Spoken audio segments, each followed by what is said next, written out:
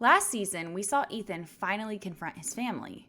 Barry and Kim completely disregarded Ethan and Olivia's boundary, and Ethan was close to throwing hands. Hi, I'm Danny Green. If you're new to this channel, I've been rewatching TLC's show Welcome to Plathville. So far, I've rewatched seasons 1 and 2, updated on some things that have happened off the TV show, and kept up with the newest season that just ended, season 5. Today, we'll be watching the first half of season 3. Thank you for your patience in allowing me to make this video. I know it's been a while, but I literally watch about 4.5 hours of this show per video, so it takes a while. I can only handle so much of this family at once. Season 3, episode 1 begins at Micah and Mariah's house. At this point, Max and Mariah have been dating for about a year. Mariah talks about the dating culture she was raised to believe in. No kissing till you get married. Not a whole lot of physical touch at all. Barely holding hands, stuff like that. Like, that was what was okay. That was what was right. However, that isn't what Mariah ever believed. Meanwhile, a pillow fight breaks out and Max, for some reason, invites Micah in. Max comes over a lot now, which is really fun. He's just a really cool dude. What's up, brother man? What's up, sugar bone? So, a little bit of a bromance going on. The real reason they're all together, though, is they are about to head to the main Plath house to celebrate Barry's birthday. Mariah talks about her relationship with her parents now. I have boundaries, but I've also come to the conclusion that they're my parents and I can't do anything about that. And I'm just, I guess, basically learning to love them for who they are because that's what I want them to do for me. She also mentions that she saw what happened to Ethan and Barry in the last season, and she doesn't want to hold grudges in the same way Ethan has been. I don't see them as grudges as much as an unwillingness to allow his parents to treat him and his wife the way they have been. I agree he probably needs to work through the anger of it, but the boundaries are allowed to remain. But Mariah is entitled to her opinion and viewpoint. It is her family, after all. Before leaving, Max shares a surprise he's planning for Mariah and their first-year anniversary. My intentions are to eventually marry Mariah. So I'm gonna get her a promise ring to put on her pinky, because we always pinky promise each other. Modern day, we know Max is engaged or married to someone else and will be a stepfather. The engagement post was shared in August of 2023. For those who don't know, I won't spoil why they split because we find out next season, but just know I hate having to rewatch this relationship over again, knowing where it ends up. Also in K-Row, Olivia is returning from a trip and talks about how Ethan and her haven't talked in a week. She also mentions how he has been processing the anger since his confrontation with his parents. He's just now grappling with a lot of things that he kind of laughed off before, used humor to brush off. And he's changed a lot in the past couple of months. He's a very different person. Olivia also mentions that she has asked him to go to therapy, as she has been, to deal with the anger. Surprisingly, Ethan did go. It sucked. I talked to a stranger that didn't know about all my problems. When asked if he'll be going back, Ethan says maybe. Knowing his avoidant behavior and inability to talk about emotions, I doubt he ever went back. When I feel stressed or frustrated, I don't want to sit down and talk to somebody about it. I want to get out of the situation. I wish Ethan would understand how life-changing understanding your emotions and being able to communicate feelings can be, not just in a marriage, but in every relationship you're in. I'm glad Olivia is in therapy though. Ethan's anger towards his mom using his siblings against him just for him to listen to her is valid, but it cannot dictate how he lives the rest of his life. And fixing a car won't give the tools necessary to work through something that complicated. Olivia feels like their relationship is at a bit of a standstill, but hopes that moving to Tallahassee will give them an opportunity to grow away from everything that's happened in Cairo. Olivia is really pushing for Tallahassee. I'm not exactly on the same page. Ethan is so frustrating. Olivia is trying so hard to figure things out, and Ethan just wants to be stagnant and miserable. Olivia sums it up well. If you're striving for two different goals, you're going to grow apart. And I think that's where we are in our relationship right now. At the Plath house, they are preparing to celebrate Barry's 53rd birthday. Mariah talks about how she wishes Olivia and Ethan could be there and how she feels torn between the two relationships because she wants a relationship with everyone.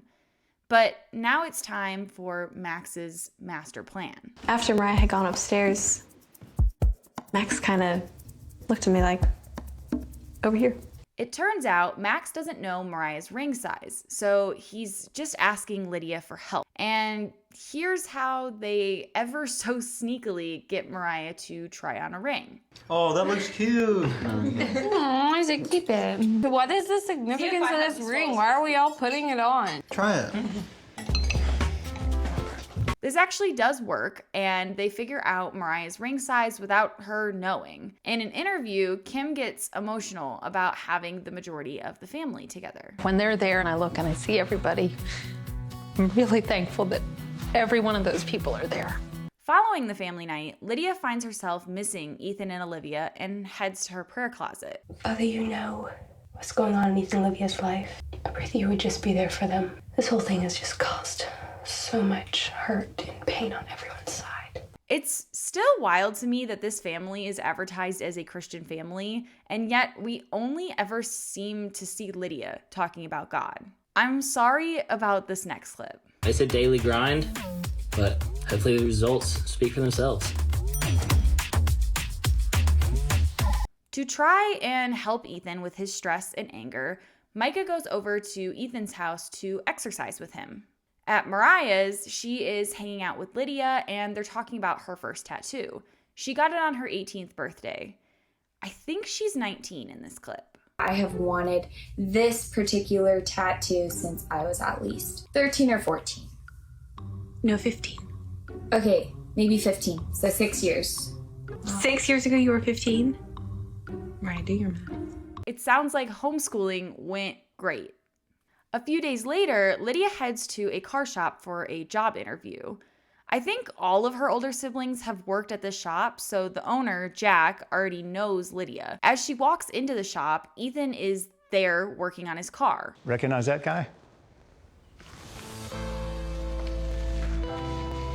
Hey, Ethan. The last time they saw each other was when Ethan went to say goodbye and confront his parents. That was about 6 months ago at this point. And that takes us into episode 2. You look good. How have you been? Good. Good. Decent. Ethan talks about how one of his biggest fears currently has to do with his siblings thinking he doesn't want them in his life. I just hope that as we get older, we can, talk it through and maybe they can see where I came from and they'll understand that it's nothing against them and it's not that I didn't want to see them. Lydia gets the job, awkwardly catches up with Ethan for a few minutes, and then heads home. At home, she tells Kim she got the job and saw Ethan. This leads Kim to think about how Ethan used to be. I miss how light and joyful he was. I'm sure this is pure foolishness, but sometimes foolishness is funny. Ta-da! I miss that. I know all the children miss that. I know she's sort of trying to imply that Olivia took that away, but that's just not true. Ethan's anger is toward Kim and Barry, how they raised him and sheltered him, how when he decided to start making decisions for himself and his relationship, Kim used his siblings as leverage to get her way. Ethan isn't a smiley little boy anymore because he's no longer sheltered to a point of not knowing the evils out there. Rather than feeling like she's stuck in the middle, like Mariah and Micah feel, Lydia sees herself as a potential bridge between Ethan and Olivia and Barry and Kim. While this route sort of feels more mature and hopeful, I don't think it's fair for Lydia to put that pressure on herself. I just hope I don't collapse.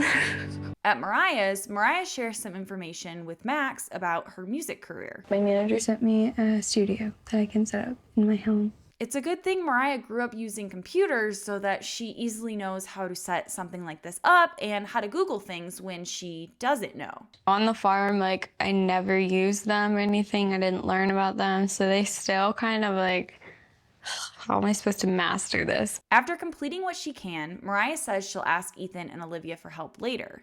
Max seems skeptical of them because he doesn't really know how they feel about him being with Mariah. I don't know why that really matters, but Mariah says she'll set up a time for everyone to hang out and get to know one another. At the Plath house, Lydia is back in her prayer closet trying to figure out the relationship between her and a boy she met at a fun family faith-based conference. Take me where you need me and keep me where you want me. After several months of not seeing each other, Micah and Helena hang out and decide to go over to Ethan and Olivia's. Helena says exactly what I'd love to tell Olivia. I follow you on social media, and you've helped me through some real stuff. This is a huge reason I love Olivia and will always be Team Olivia. She is real, she is flawed, and instead of pushing it down and hiding it like the Plaths do, she shares her struggles and gets the help she needs. Ethan shares that he and Olivia were just fighting. I assume about moving. So now Ethan's annoyed at how fast she was able to turn into a bubbly person for Helena. Micah picks up on this attitude and goes outside with Ethan while the girls stay back. It just overwhelms me and frustrates me pretty much. Then I end up running off and working on something and just ignoring the problem, which makes it worse. I don't understand how he can be so aware of this and still do it. Don't you want to actually hold conversations and fix the mess? I know not everyone enjoys the messy and hard work parts of those conversations, but the result is almost always worth it, especially if you involve a professional to mediate. Olivia asks the important question here. Do you think you and Micah would ever date? I don't have a definite answer because I don't really know, but I do care for him like so much. Outside, Ethan mentions all the tensions between him and Olivia moving. It's just really hard for me to figure out and get things straight in my head. You know, we're gonna make it, we're not gonna make it. Well, they make it for a few more years. They definitely both tried in the ways that they understood how to. Micah goes back inside to find Helena hyping him up to Olivia. He's so funny and goofy, and like I love that because I am too. He truly is one of a kind human being. They all begin talking about how they were raised to believe all male/female relationships have to end in marriage, but that they no longer believe that. Ethan and I are married right now, but I feel like it's just functioning. Barely. At the Plaths, Kim and Lydia are talking about this boy Lydia likes. Now that Lydia is 17 and has a phone, she's been texting this boy. Sometimes I'll go on and I'll just scroll through and see who she's talking to. I think I'd rather die than let my mom see the text I was sending my boyfriend when I was 17. I also have a hard time with this because I'm not sure the boy knew that. I guarantee he shared some intimate things with Lydia. Anyways, Kim continues. That's how I saw that she was spending a lot of time texting that boy, probably 100 texts a day. Kim goes on to call that excessive. It is clear that she does not understand texting. 100 texts a day to someone you're just getting to know and have developed a crush on is not excessive. I'd spend hours on Skype before bed talking to my boyfriend until the sun was rising. We went to different high schools, so we'd also text all day and hang out as much as possible. Liking someone includes wanting to talk to them or be with them constantly. Here's my concern. I saw you really, really quickly become emotionally invested. And I feel like that's without really knowing him. I was about to mention here how Kim and Barry only dated for a few months prior to marriage, but then I stumbled across this article. Barry was married before Kim? This is one of the things about this show that I haven't loved. The lack of truth. I thought Barry's entire world was falling apart because of this divorce. Not that this was already his second marriage. Season 5 also completely avoided discussing Kim's DUI. Sorry guys, you wanted this show, now you're facing the consequences of people finding out private information about you. Anyways, back to Lydia. She decided to slow down communication with this boy and figure out things first. Lydia is rightfully confused because Kim is telling her to take things slow, but also that Lydia doesn't know him well enough.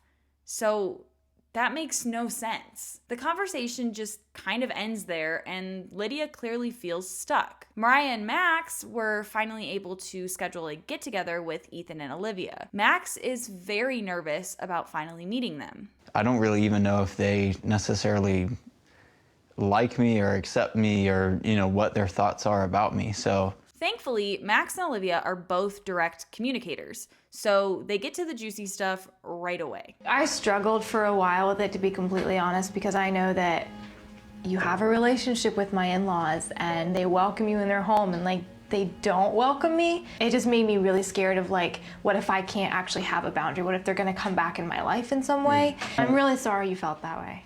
Yeah, no, it's obviously we're working it out now. And that dinner concludes episode 2. Micah's agency suggested he try acting. So they set me up with some acting classes.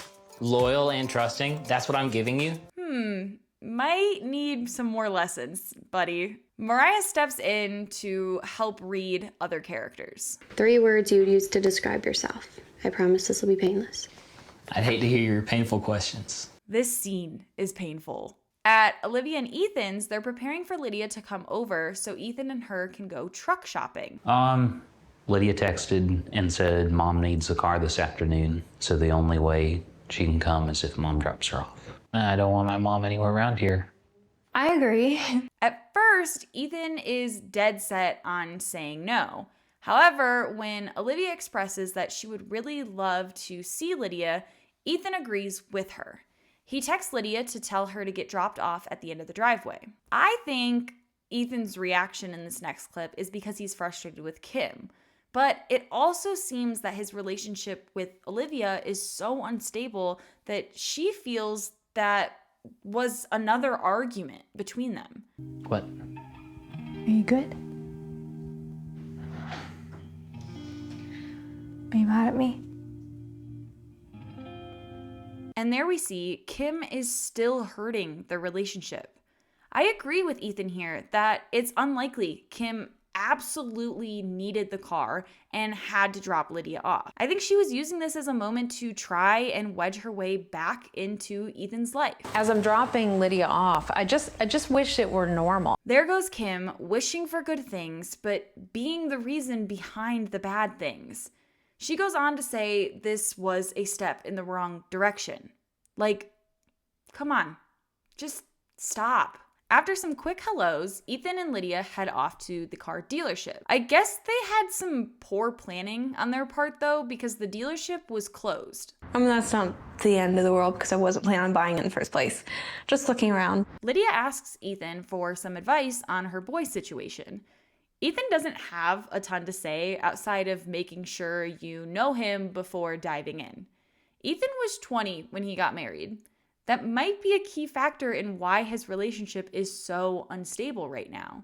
They didn't actually know each other because the dating culture, or courting, that they grew up with didn't allow them to know each other. I know that Olivia wishes that, we hadn't gotten married as young as we did. Ethan drops Lydia off at Micah and Mariah's and heads home. The next scene cuts to Olivia and Mariah on a little girls' date at an ice cream shop. Being the good older sister, Olivia asks Mariah an important question, especially knowing how they were both raised. Did your mom ever talk to you about sex? One time she did, and this was after I figured it all out on my own. How did you learn? Did your parents give you the talk? No. The way my dad handled it was very much don't do X, Y, Z or you're a prostitute. They then talk about birth control, and Olivia shares this intimate detail. When I did go off birth control, I did get pregnant a little while back, and I miscarried. She talks about how it was sad, but relieving, because she knew she didn't want a kid yet. Ethan was also relieved. She shares something so important here. I know when I went through miscarriage, I felt really alone because I was glad. And I felt like I was wrong for feeling that way. Her relief is valid, and it breaks my heart to know how many women have probably gone through this alone, like Olivia did. I love what she says here. I just shared it with Mariah because I want her to be herself, and to feel whatever she feels and do whatever is right for her. Yep, that's the evil, manipulative, and controlling Olivia we're always hearing about. How dare she support Mariah and give her the safety she didn't get growing up? The conversation ends with Mariah asking how Olivia's marriage is going. Olivia shares that she feels like she's done guiding Ethan and wants to be a more equal marriage. She also wishes Ethan would go to therapy and help himself, just as she has been doing for herself. Speaking of Ethan not getting professional help, he is at Jack's shop working on his car to avoid the conflicts him and Olivia have been having. Looking forward to moving to Tallahassee? Well, in a way, yes. It's a big change. I don't really care for change. Transitioning to the Plath house, Micah shares this information. A little bit ago, lost my license due to speeding. Looking at the Georgia Department of Driver Services website, a driver with 15 points in a 24-month period will have their license suspended. You do not receive points unless you're going over 15 miles per hour above the posted speed limit. Here's the point system. This means Micah not only had to be going quite fast, but he got pulled over multiple times. He could seriously hurt someone driving reckless like that, and all he has to say is, oops. Anyways, it's Micah's 20th birthday, so he's celebrating it with the family. Micah said that he realized that if he's holding on to bitterness against us, the only person that's hurting is himself. And so he's just decided to let it go. What a wild group of sentences. Holding on to bitterness or resentment long-term isn't great. However, there's different ways to deal with it. You do not need to just let it go and pretend it never happened. Everyone deserves respect from people in their lives, and Kim and Barry clearly don't give that to Micah. Somehow, as always, they relate Micah's actions to Ethan. That gives me hope for, the potentialities with Ethan and Olivia being able to change. Kim then goes on yapping about how she and Barry aren't putting their values or requirements on them. This isn't the full truth. Whatever they want to do that's different than what we do, we're okay with that. Ethan did not just randomly snap. Kim, you weren't okay with a lot of the things he and Olivia were doing, especially when it involved your other children. Yes, you are their mother and have the ultimate say in what they can and cannot do, but don't also act like you've been this welcoming and easygoing person for Olivia. They start giving Micah his gift, and Mercy, the youngest kid, gives him $25. How sweet is that? For the family gift, they send Micah on a scavenger hunt. Meanwhile, Olivia is shopping for a rental home for them to move to. Here's another moment when I saw so many people say that she was forcing Ethan to do something and not caring about his feelings in the process. But the actual clip says otherwise. But there is no way Ethan would live here. He doesn't have a yard to mow, and his neighbors can look right in his window and see what he's doing, and there's nothing to fix. There's no garage. I don't want to give an ultimatum. If he's going to move, I want it to be because he believes it is a good decision for him. Instead of his mom deciding it and then me deciding it, I think it's really time for him to make decisions for himself. And that concludes episode 3. The episode opens with Micah working with a diction coach. Can you draw out your vowels and make them really long and use pitch to change them? Well, I'll say I probably can. They then spend a while focusing on getting rid of his southern accent. I think the hardest thing about dropping my accent is going to be if I stay in Cairo. Dang, that sounded so bad. At the Plaths, Kim is showing Lydia the new website for their old farm. They've now turned it into a wedding venue. Kim then shares this information. The very first site that I ever did was a blog that our family had years ago. So, like many of these families, Kim had wanted to put her large, conservative Christian family in the spotlight for some time. But how did she learn to build that site, considering she isn't great with technology? Do you know who taught me to build that? No. Olivia. Of course.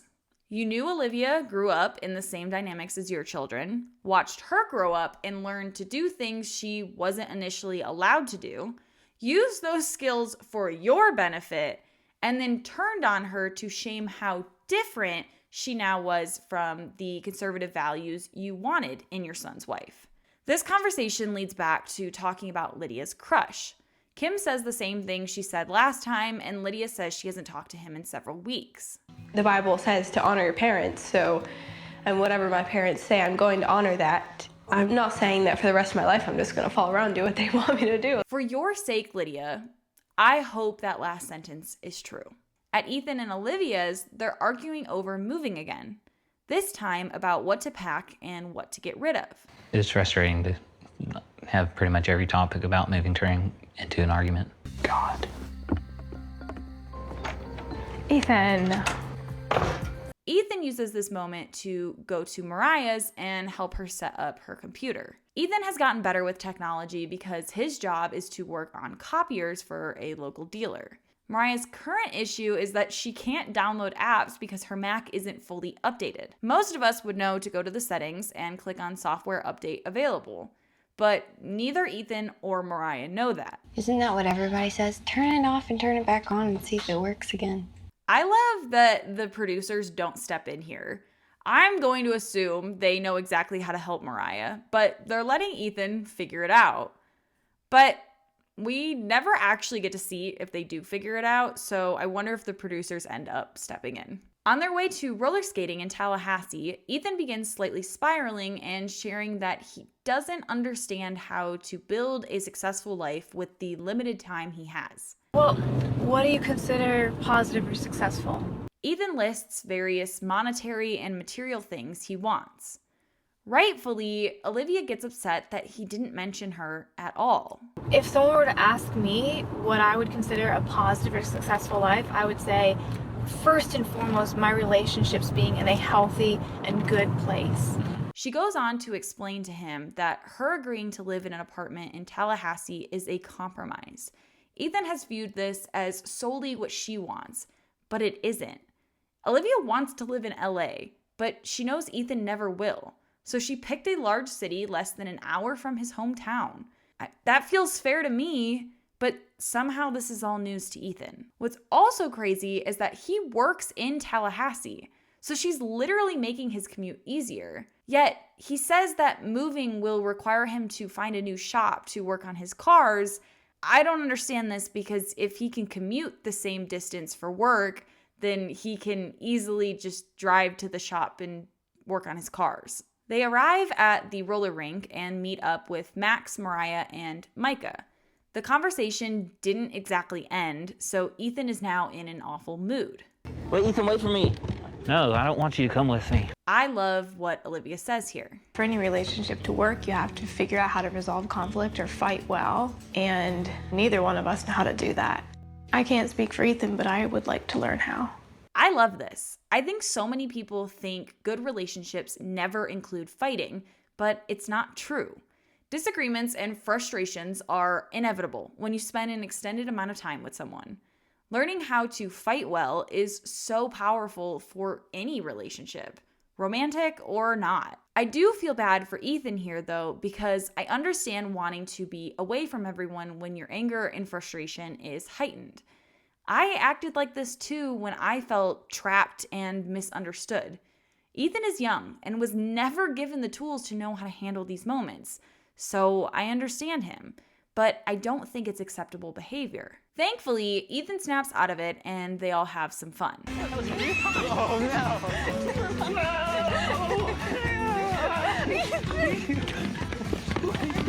I feel like Olivia is a very good partner to have as far as like making sure that you have fun, and she places a strong value on that.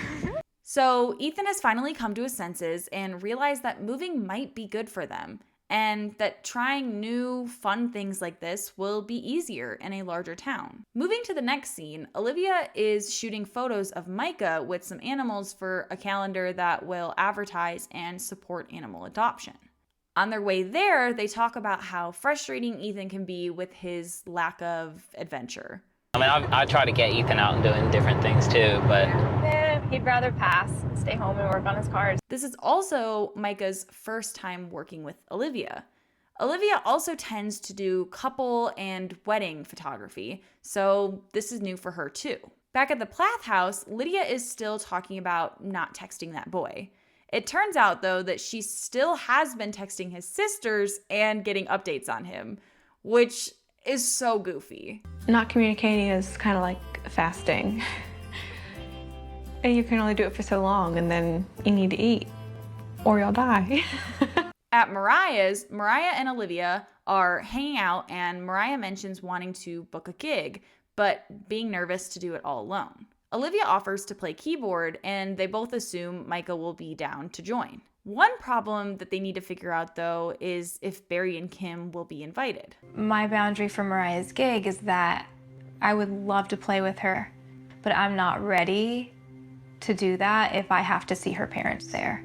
Despite what season 5 would have you believing, Mariah is very understanding of this situation and says she just wants to get this first show over with and her parents don't have to be there. Episode 5 opens with Max and Lydia going to pick out the ring he wants to give Mariah for their 1-year anniversary. I find Max and Lydia's relationship to be odd. Maybe it's just how these large, secluded families function, but being friends with your sister's newer boyfriend is not something I personally ever considered. My sister is only 3 years younger than me, but I guess Mariah and Lydia are less than 2 years apart. Every now and then, maybe like once a week, Lydia and I will have a conversation. She'll either call me or we'll just talk whenever I'm over there. I guess the reality between my situation and Lydia's is that I had my own friends to confide in. She basically only has her siblings. At his house, Ethan is doing some landscaping and talks about how he doesn't want to officially say he'll move to Tallahassee if he still feels like his marriage is falling apart. He wants to be good with Olivia first. This is the first time in my life that I've had to actually deal with an issue instead of just stuffing it away. At Mariah's, the gig is booked, so Micah, Olivia, and Mariah begin practicing. Watching Mariah come from writing her song from a place of like loneliness to now watching her write songs out of a place of growth makes me like really proud of her. Again, despite what they're saying in season 5, Micah is also very understanding of Olivia not wanting his parents at the show. I totally understand that. I feel like my parents should respect that. He even adds that I feel like Olivia's done so much for us being in our band. Mariah should do all she can to make Olivia at home. At the jewelry store, Max and Lydia pick out a pinky ring with a jasper stone. Mariah's middle name is Jasper, so I thought that was super cute. On a different day, Ethan and Micah decide to go golfing together. Micah suggests they use Barry's club and invite Isaac. Isaac has not been allowed to hang out with Ethan since the confrontation, so this obviously isn't going to go well. Per usual, Kim claims she has stuff she needs to do and asks if Ethan and Micah can come pick up Isaac and the clubs. This pisses Ethan off, obviously, and makes him reflect on his childhood. Everything had to be done as my mom said. When she said it was all on her terms. You never had a voice. You never were able to speak what you thought or how you felt. I find myself so frustrated watching these scenes and knowing how everyone returns back to Kim. They all use Olivia as a scapegoat and ditch her. I mean, that's great for her to finally get away from this nasty family, but it's so sad to watch the 180. Really wanting to see Isaac, Ethan agrees to Kim's conditions. I would like you to pick him up at the front door. Maybe that's reasonable. Nope, turn around. Just be Isaac and the clubs on the front. Kim is unrelenting. After some conversation, Ethan agrees he will stay at the end of the driveway while Micah goes to get Isaac and the clubs. Thankfully, this works. Ethan has the most insane swing. We all suck, but it was a great day. As a big stepping stone in the relationship, Mariah has Kim over to see the house and chat. They get to talking about Mariah's new band. It's Mariah and Micah on guitar and an unnamed keyboard player. Kim, I don't think Mariah doesn't want you to know Olivia is in the band. She just doesn't want to bring up Olivia with you. And I don't think anyone can blame her for that. At Ethan and Olivia's, they're still arguing about moving to Tallahassee. As long as I'm with you, I'm probably not ever going to come back to the environment that I like, which is small town, rural, space to do your own thing, and not people everywhere. While I do understand why Ethan would be frustrated with that, his lack of trying something new is annoying. He says that is the environment he likes, but it's also the only environment he knows. Ethan ends the argument by saying the same thing we eventually hear him say in season 5 when they decide to divorce. And you were the one that changed. Yep, people that get married at 20 will change. That happens. I love her reply here. I think it's unrealistic to expect your partner to not change. I swear I completely erased all memories of the season because I don't remember seeing this much conflict from them on camera. And if he's changed and I can't accept it, is that where we end? I can't answer that for you.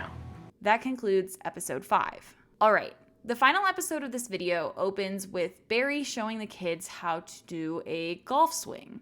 The scene cuts over to Olivia in a therapy session. As much as I am all for normalizing therapy, recording a session for a reality TV show is definitely odd. But I appreciate Olivia's vulnerability.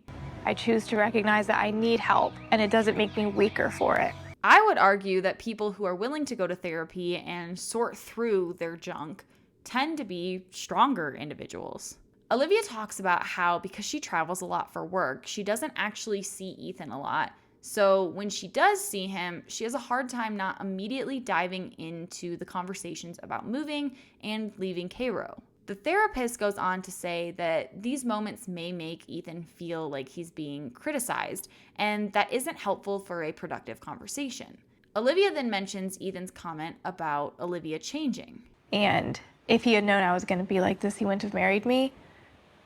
There's something so validating when your therapist has a big reaction to something you've been struggling with. Olivia goes on to say she won't apologize for the changes she's made for herself. I don't want to be the traditional housewife who, just does whatever the husband says. Like, I don't want that I was raised with, but I don't know what to put in its place. Olivia just wants to be in an environment where she feels accepted to be who she is.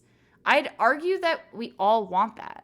However, Ethan can't give that to her because he doesn't like the changes she's made. To continue practicing their golf swings, Barry, Isaac, and Micah head over to a driving range. It was just nice to stand back and watch both of them just laughing, joking together. Of course, this leads to the same conversation about how they wish Ethan could be here and blah, blah, blah. Micah goes on to say he wouldn't have been able to do this with his dad a year ago, but he decided he no longer wanted to be miserable and hold a grudge. I find myself to be so irritated with how the Plaths make it sound like putting up a firm boundary from people who hurt you is simply a grudge. And in that process, you have to become more angry and resentful. That has not been the case for me.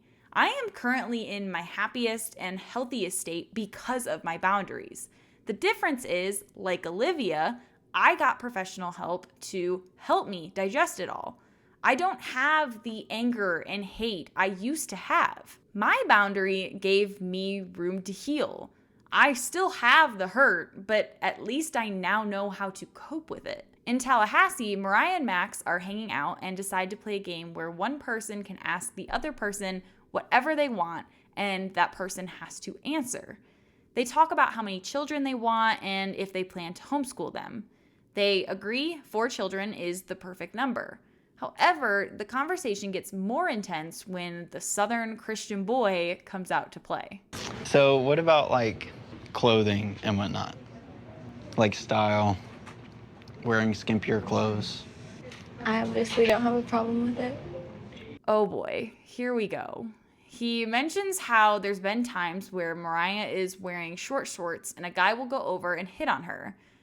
Then he says this atrocious line. It's kind of like, why are you advertising what's not for sale? What did he just say? He thinks Mariah wearing booty shorts, and let me remind you, they live in Georgia and Florida, is advertising her body? That's disgusting. Mariah responds appropriately and tells him she cannot control how people react to her. She is in control of how she responds. Like, I have clothes that cover my whole body, and things like that still happen. So it's obviously not just what you're wearing. Well said, Mariah. She's obviously a gorgeous person. I don't doubt that she gets hit on frequently, but her only job is to say she has a boyfriend and ignore them. And if she were single, she'd get to decide who to talk to. It's not their business. But if it's not their business, then why are you giving it to them? Horrible choice of words there, buddy. I'm not. This is mine. I'm not giving it to anybody. Again, fabulous reply. But Max isn't done. Like, does your confidence rely on you showing your ass to people? Okay, where are you coming up with this? I'm so pissed listening to this right now. He isn't listening to anything she's saying, literally slut-shaming his own girlfriend. Mariah tries to ease the tension by joking with a "no wonder mom and dad like you." That was a little smart-assy there.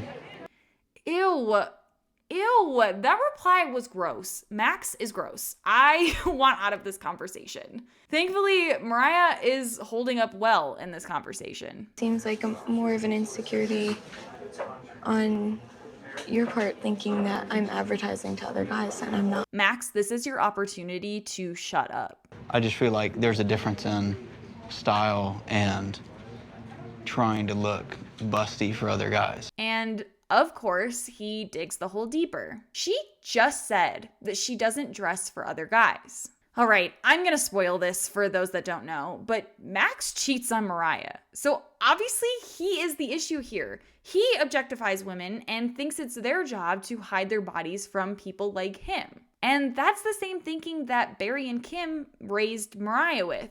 And she's broken away from that.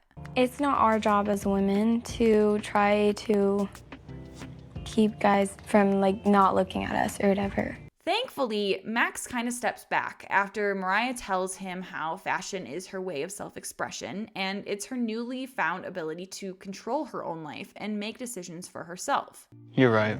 It definitely is an insecurity for me. I'm glad Mariah and Max have open communication, even if it's hard to watch. But does anyone else think the way Max talks and moves make him seem almost not real?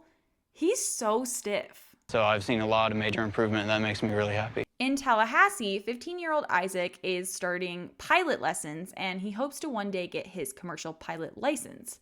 Kim says an interesting line. I mean, that's our job as parents, is to get them, able and ready to fly solo. While the pun here is funny, did she actually do that for her kids? Ethan definitely isn't killing it in the world of relationships and emotions. Maybe she just means career-wise. Meanwhile, Micah and Helena go on another date, playing tennis and having a picnic. Helena and I have pretty good chemistry. When the producers ask if this is a date, Micah doesn't have an answer. Then, during the picnic, he begins telling her all of these things. He talks about the surprise pinky ring that Max is going to give Mariah, and then starts talking about Ethan and Olivia's struggling marriage.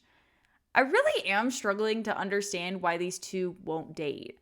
Micah admits that part of the reason is because of what he's seeing in Ethan's marriage. Sometimes it kind of makes me not want to be in a relationship. There's no hurry. Make sure you find the right one and then pursue things slowly. Fair enough. Speaking of their marriage, Ethan and Olivia meet at a rose garden to talk about their plan moving forward. When Ethan pulls up, Olivia finds herself overwhelmed and she begins crying. What's going on? I just don't know that I'm ready to have this conversation because, inside I'm at turmoil of whether to stay or go. Ethan doesn't fully know why she asked him to be there, so this reaction from her worries him. Something might happen, we might not make it. The conversation ends up getting delayed. They have it later that night at home. As the screen reads, Olivia and Ethan requested that their initial conversation be private, but they agreed to discuss everything in an interview. Olivia shares that she wants to take some space because she believes that until Ethan figures out what he wants, she can't have a relationship with him. Here's Ethan's reaction. I feel like I've worked so hard to give you a good life, to give us a good life at 22, and it wasn't good enough. Olivia mentions how she never really was what he wanted. He wanted the house, the job, the cars, but never exactly Olivia. And because those things are all tied to Cairo, she feels she needs to distance herself from it, even if that includes distancing from Ethan. Ethan then shares, I feel like I have compromised a lot, and you don't see that. Olivia continues to explain how she feels there is no fair compromise, and as it currently stands, one of them will have to give a piece of themselves to make it work. I think it's time that you ask yourself what makes you happy. Olivia shares that she'll be moving in with a friend to allow them to separate and grow, with the hope of eventually reconnecting. And that's the first half of season 3 of Welcome to Plathville. As always, if you enjoyed this video, please give it a thumbs up and comment below your thoughts of this season so far. Thank you so much for watching. I hope you're already having an amazing January. Okay, bye!